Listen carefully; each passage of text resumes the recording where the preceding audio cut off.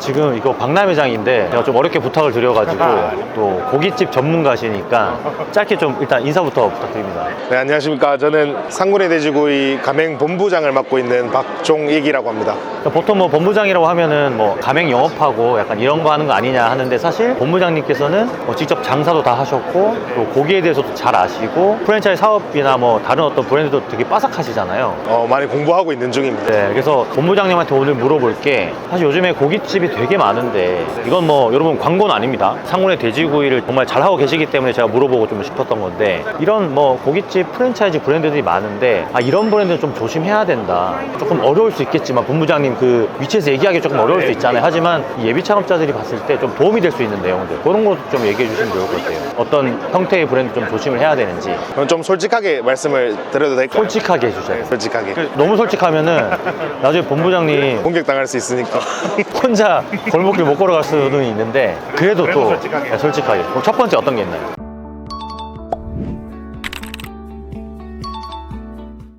첫 번째는 일단 물류 관련된 얘기인데, 일단 고깃집이라고 하셨잖아요. 고깃집에서 가장 중요한 건 고기 원육입니다. 근데 그 고기 원육의 퀄리티가 들쑥날쑥한 경우, 그런 가맹본부가 있다면 좀 피해야 하지 않나 라고 생각을 합니다. 물류에서 중요한 부분이 네 가지인데, 생산, 가공, 선별, 유통입니다. 생산, 가공은 뭐 누구나 공장이 있다면 할 수 있는 겁니다. 근데 선별에서 이제 이 문제가 나오는 건데, 이 퀄리티가 들쑥날쑥하다는 건 결국 선별이 안 된다는 얘기입니다. 선별이 안 되는 그 문제를 제가 제기를 했으니까 그 해결책이 있어야 되잖아요. 해결책은 전바점이라고 해서 프랜차이즈 가맹점들이 지점마다 맛이 다르거나 뭔가 서비스가 다른 걸 전바점이라고 얘기하잖아요. 그러면은 그 브랜드의 다른 지점들을 계속 방문 많이 해봐야 됩니다. 그래서 그 전바점이 좀 심한지 안 심한지 봐야 되는 거구나. 그래서 이제 이 브랜드는 고기를 정말 선별하는지, 사실 가맹 상담을 하러 가면 당연히 본부에서는 우리는 고기를 선별한다고 얘기를 하겠죠.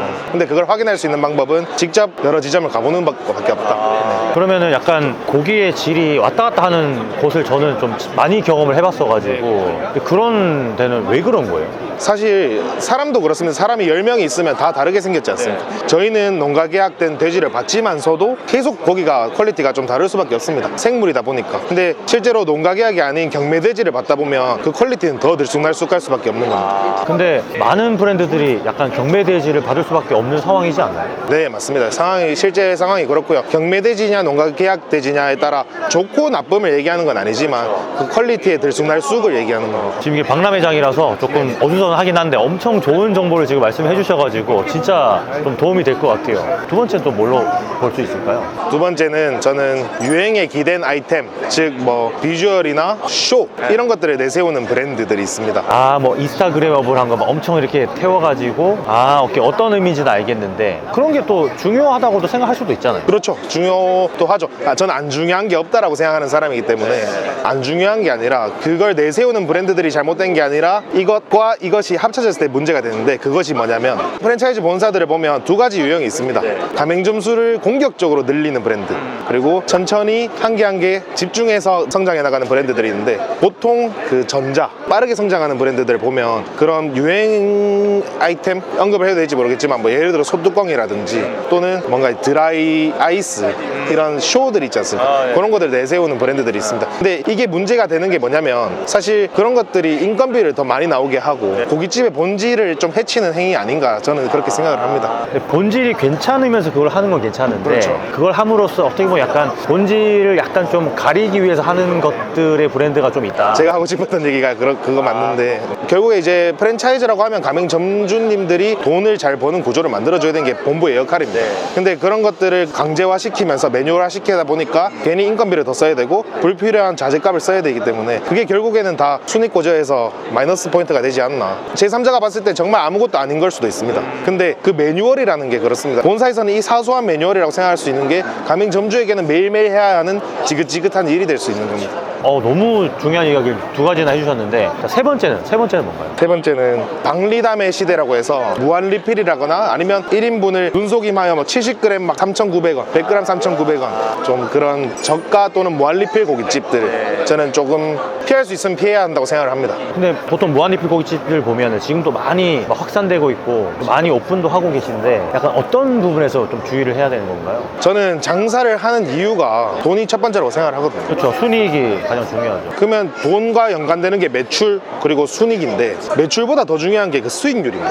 근데 과연 그 고기들을 그렇게 저렴한 가격에 팔았을 때 이 순이익 구조가 나오냐 이거죠. 실질적으로 뭐 여러 프랜차이즈 본사에서 얘기하는 그 수익률은 평균 30%를 얘기합니다. 근데 실제 저희가 뭐 세무 자료를 보더라도 또는 관계자들과 얘기를 나눠봤을 때 실제 수익률은 그렇지 않다는 거죠. 제가 몇 프로라고 특정 지어 말씀드릴 수는 없습니다. 근데 제가 아는 선에서는 10%에서 20%대가 대부분입니다. 제가 본 것도 10% 내외가 좀 많았어요. 네, 많아봐야 이제 한 10% 후반대. 당연히 본사에서는 가장 잘 나오는 지점 순익을 얘기를 하겠죠. 자, 그리고 조금 민감한 얘기가 계속 나올 수밖에 없는 건데, 자, 그럼 이제 네 번째는 뭔가요? 네 번째. 본사에서 처음에 창업할 때 여러 가지 혜택들을 주면서 혜택을 논하는 본사들이 있습니다. 근데 저는 본사가 수익 구조가 있고 본사가 수익이 나야 가맹본부가 돌아간다고 생각을 하는 사람이거든요. 그리고 그게 팩트고, 본사가 제대로 운영되지 않는다면 분명 사후 관리에도 문제가 생길 겁니다. 근데 그 면제 혜택들을 해주는 본사라면 한번 의심해 봐야 되는 부분들이 이 물류 비율에 대해서, 이 강제 품목들 물류 비율이 어떻게 되는지를 봐야 됩니다.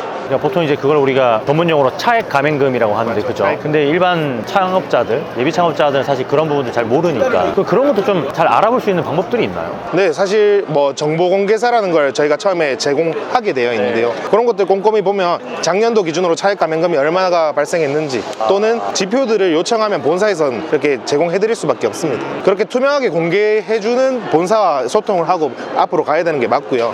그 제가 앞에 말씀드렸던 그 혜택들을 왜 싫어하냐면, 그 혜택들을 해줌으로써 결국에는 본사들은 그 물류 마진으로 이 본사의 수익을 챙기는 구조가 어쩔 수 없이 생기게 되는 거거든요. 그러면은 뭐 이것저것 다 무료라고 해놓고 뒤에서는 차액 가맹금이 엄청 높은 거네요. 그렇죠. 어디서든지 빼먹는 구조가 되는 거니까 그게 약간 프랜차이즈의 어떤 단점 같기도 해요. 우리나라의 프랜차이즈에. 그죠? 앞으로도 없어지지 않을 그런 내용인 것 같은데, 정말 예비 창업, 예비 점주님들은 본사의 역량이 얼마나 대단한지를 확인하고 절대 무조건 창업을 해야 됩니다. 본사랑 좀 긴밀하게 소통할 수 있는 그런 게 좀 필요한데, 그게 솔직하지 못하면은 또 소통이 잘 안 되잖아요. 본사도. 그런 게 좀 필요하다. 자, 그리고 이제 마지막 다섯 번째는 뭔가요? 다섯 번째 가장 중요하죠. 소통적인 부분입니다. 처음에 이제 저희가 예비 점주님들께서 가맹 문의를 해주시면 상담 폼이 이제 본사로 저희는 전달이 되거든요. 근데 요즘은 많이 하는 형태가 제3자 마케팅 업체에서 모든 상담과 계약까지 원큐에 이제 해결하는 그런 업체들이 많이 생겼어요. 맞아요. 말이 이제 약간 인큐베이팅이라고 하면서 가맹 영업을 대행해주는. 그 업체들이 문제가 아니라 그 업체들이 그 본사에 대해서 얼마나 잘 알고 있냐 이거죠. 정말 내부적인 것들을 물어봤을 때 모든 것들을 다 대답할 수 있는지, 또는 그 말에 책임을 질 수 있는지. 점주님께서 매장을 오픈하고 나시면 그 마케팅 하시는 분들하고 절대 앞으로 소통하실 일이 없을 텐데 그분들이 내세웠던 공약, 얘기들이 과연 책임이 져지는지.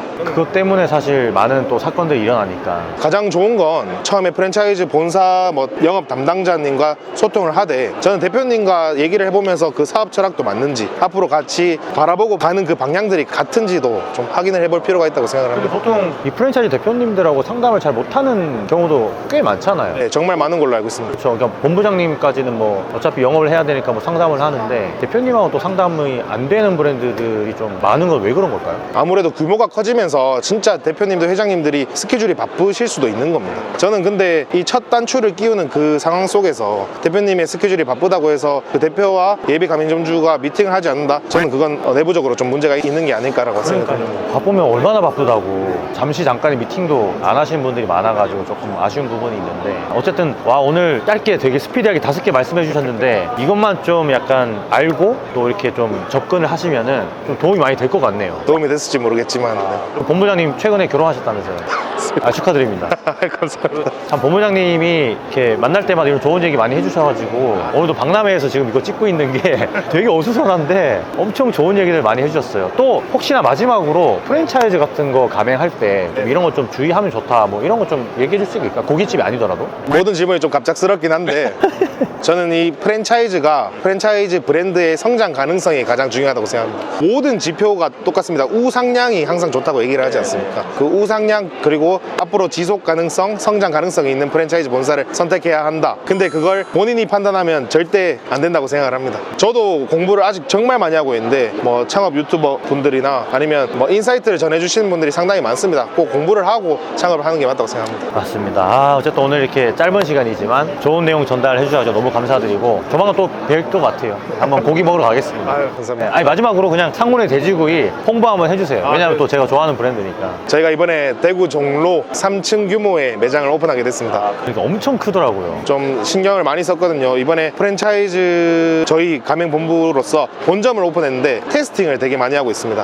매장에서 이제 가맹점에서는 저희가 시도해보지 못하는 것들을 본점에서 먼저 실험해보고 또 이제 전체 프랜차이즈를 시키려고 하거든요. 그렇기 때문에 종로점 많은 관심과 방문해주시면 제가 맛있게 고기 구워드리겠습니다. 아 가가지고 당사 건프로 보고 오셨다고 네, 그러면- 얘기하시면 네, 그럼 끝납니다. 아 끝납니다. 네, 끝납니다. 나도 갈 거야. 감사합니다. 고맙습니다, 네, 원장님. 감사합니다. 네.